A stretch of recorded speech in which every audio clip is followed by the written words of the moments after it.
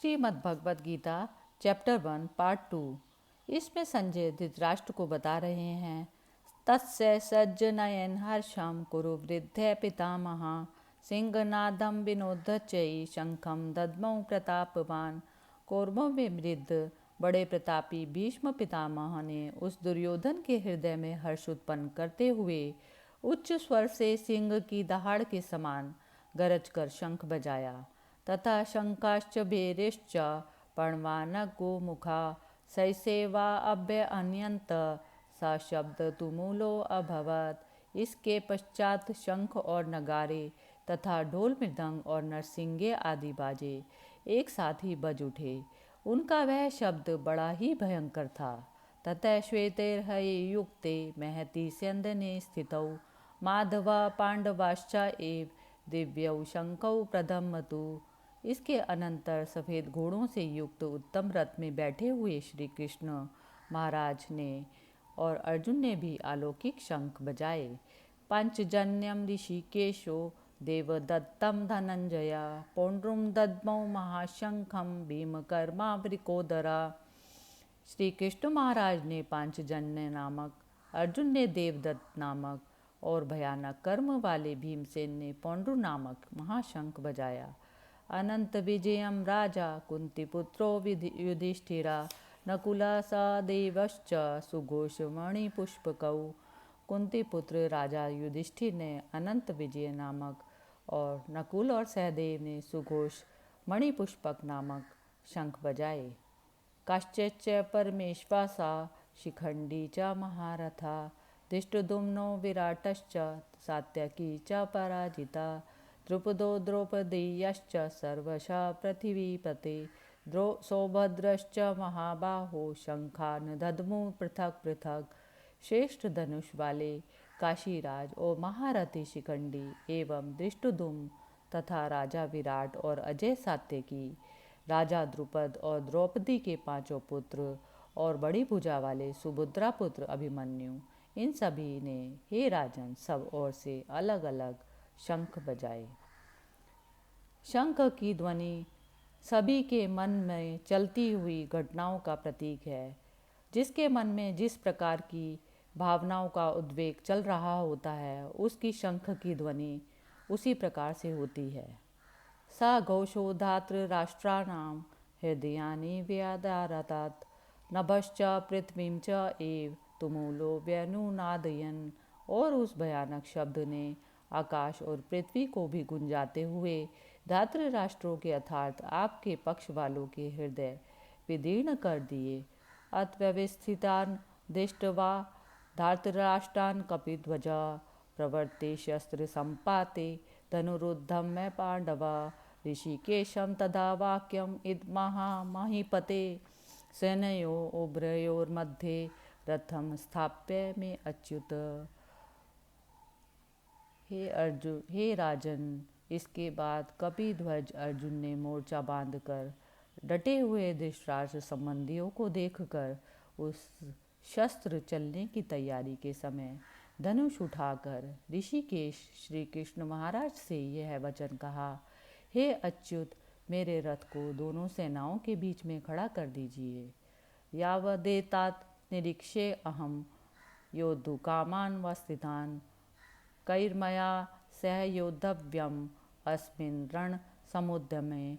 और जब तक कि मैं युद्ध क्षेत्र में डटे हुए युद्ध के अभिलाषी इन विपक्षी योद्धाओं को भली प्रकार से देख ना लूँ, इस युद्ध रूप में व्यापार में मुझे किन किन के साथ युद्ध करना योग्य है, तब तक आप उसे खड़ा कीजिए। योतस्य मानान्वेक्ष्य अहम य एते अत्र समागता धातृराष्ट्रस्य दुर्बुद्धे युद्धे प्रिय चिकीर्षिवा। दुर्बुद्धि दुर्योधन का युद्ध में हित को चाहने वाले जो ये राजा लोग इस सेना में आए हैं, इन युद्ध करने वालों को मैं देखूंगा। संजय उवाच एवं उक्तो ऋषिकेशो गुडाकेशेन भारत सेनयोरुभयोर्मध्ये स्थापयित्वा रथोपमम्। भीष्मद्रोण प्रमुक्तः सर्वेषां च महीक्षिताम् उवाच पार्थ पश्येतान् समवेतान् कुरुनिति।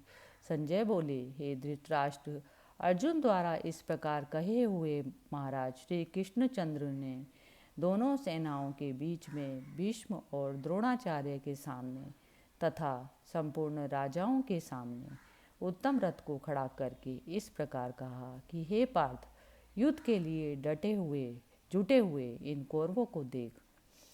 तत्र अपश्य स्थितान पार्थ पृतनत पितामहान आचार्यान मातुलान भ्रात्रान पुत्रान पौत्रान सखीन तथा शवशूरान सुहृदश्च एव सेनयो उभयोरपि। इसके बाद पृथापुत्र अर्जुन ने उन दोनों ही सेनाओं में स्थित ताऊ चाचा को, दादा परदादा को, गुरुओं को, मामाओं को, भाइयों को, पुत्रों को, पौत्रों को और मित्रों को, ससुरों को और सुहृदों को भी देखा। तान समीक्ष्य स कौन्तेय सर्वान् बन्धून् वस्थितान् कृपया पर्याविष्टो विषिदन्तम् इदम् अब्रवीत्। उन उपस्थित संपूर्ण बंधुओं को देखकर वे कुंती पुत्र अर्जुन अत्यंत करुणा से युक्त होकर शोक करते हुए यह वचन बोले। अर्जुन उवाच, दृष्ट एवं स्वजनं कृष्ण युत्सं समुपस्थितं सीदन्ति मम गात्राणि मुखं च परिशुष्यति वेपतुश्च शरीरे में रोमहर्ष जायते। अर्जुन बोले, हे कृष्ण, युद्ध क्षेत्र में डटे हुए युद्ध के अभिलाषी इस स्वजन समुदाय को देखकर मेरे अंग शिथिल हो रहे हैं और मुख सूखा जा रहा है तथा मेरे शरीर में कंप एवं रोमांच हो रहा है। गांडीवं संत्रस्ते हस्तात्व वक्च एव परिदहते न च शक्नोम्य वस्थातुं भ्रमतीव च मे मना। हाथ से गांडीव धनुष गिर रहा है और त्वचा भी बहुत जल रही है तथा मेरा मन भ्रमित सा हो रहा है, इसलिए मैं खड़ा रहने को समर्थ नहीं हूँ। निमित्तानि च पश्यामि विपरीतानि केशवा न च श्रेयो अनुपश्यामि हत्वा स्वजन महावे। हे केशव, मैं लक्षणों को भी विपरीत ही देख रहा हूँ तथा युद्ध में स्वजन समुदाय को मारकर कल्याण भी नहीं देखता। न कांक्षे विजयम कृष्ण न च राज्यम सुखानि च किं नो राज्येन गोविंद किं भोगैर्जीवितेन वा।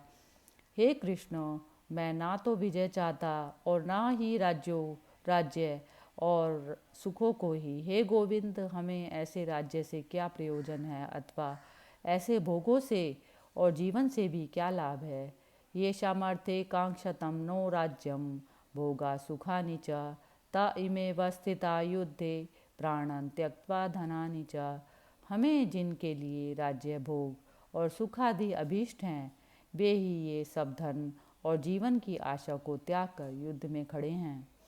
आचार्य पितृ पुत्रा तथैव च पितामहा मातुला श्वशुरा पौत्रा श्याला संभिन्दन्य तथा गुरुजन ताऊ चाचे लड़के और उसी प्रकार दादे मामे ससुर पौत्र साले और भी संबंधी लोग हैं। एतान हतुमिच्छामि घनन्तो अपि मधुसूदना अपि त्रैलोक्य राजस्य हेतो किं नु मही कृते। हे मधुसूदन, मुझे मारने पर भी अथवा तीनों लोकों के लिए राज्य के लिए भी मैं इन सबको मारना नहीं चाहता, फिर पृथ्वी के लिए तो कहना ही क्या है। निहत्य धातृ राष्ट्राना का प्रीति स्याद अर्जुना पापे में वेश्रादस्मान हत्वैताना तताइना। हे जनार्दन, धृतराष्ट्र के पुत्रों को मारकर हमें क्या प्रसन्नता होगी, इन आतताइयों को मारकर तो हमें पाप ही लगेगा। तस्मान् हार्या वयं हन्तुं धातृराष्ट्रान् स्वबान्धवान् स्वजनं हि कथं हत्वा सुखिनः स्याम माधव। अतएव हे माधव, अपने ही बांधव धृतराष्ट्र के पुत्रों को मारने के लिए हम योग्य नहीं हैं, क्योंकि अपने ही कुटुंब को मारकर हम कैसे सुखी होंगे। यद्यपि ते न पश्यन्ति लोभोपहत चेतसा कुलक्ष्य कृतं दोषं मित्रं द्रोहे च पातकाम।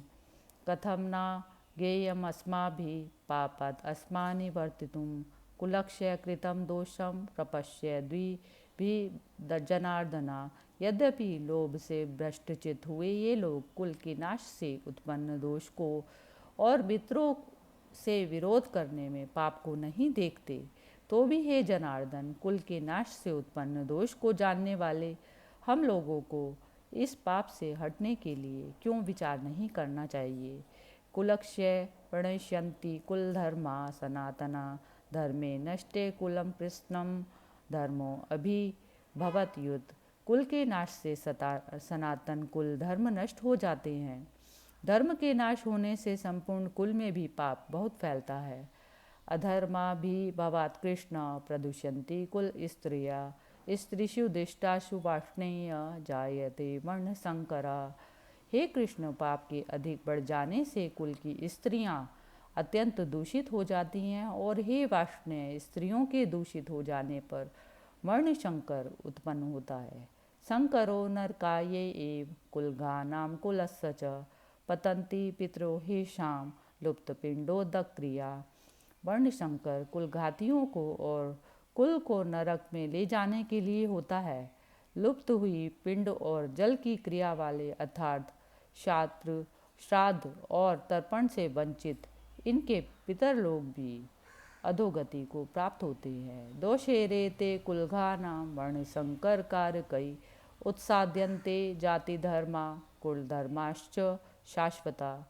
इन वर्ण संकर कारक दोषों से कुलघातियों के सनातन कुल धर्म और जाति धर्म नष्ट हो जाते हैं।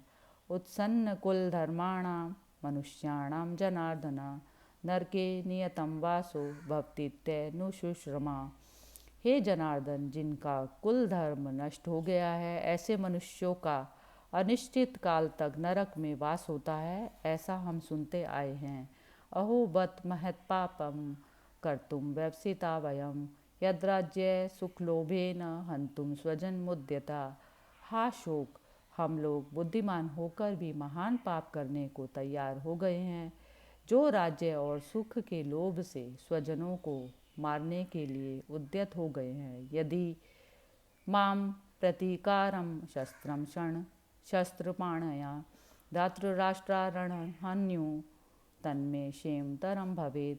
यदि मुझ शस्त्र रहित एवं सामना न करने वालों को शस्त्र हाथ में लिए हुए धृतराष्ट्र के पुत्र रण में मार डालें, तो भी वह मारना भी मेरे लिए अत्यधिक कल्याणकारक होगा। इस प्रकार के वचन अर्जुन ने कहा। यह वचन वही कह सकता है जो अपने शरीर को बिल्कुल भी महत्वपूर्ण नहीं समझ रहा। गीता अर्जुन पर इसीलिए ही उतरी क्योंकि उसने दूसरों के लिए अपने आप को स्वयं को मिटाने की कोशिश की। उसे आत्मा से तो प्यार है, इसी कारण जब दैविक प्रकृति का मनुष्य कर्म करते हुए, सही कर्म करते हुए भ्रमित होता है, तब इसी प्रकार कृष्ण जैसी आत्मा किसी भी रूप में अवतार लेकर ऐसे मनुष्य को रास्ता दिखाती है। संजय उवाच एवं उक्त्वा अर्जुन संखे रथोपस्थ उपाविशद विसृज्य सशरम चापम लोक संग्राम विभग्न मानसा। संजय बोले, रणभूमि में शोक से उद्विग्न मन वाले अर्जुन इस प्रकार कहकर बाण सहित धनुष को त्याग कर रथ के पिछले भाग में बैठ गए।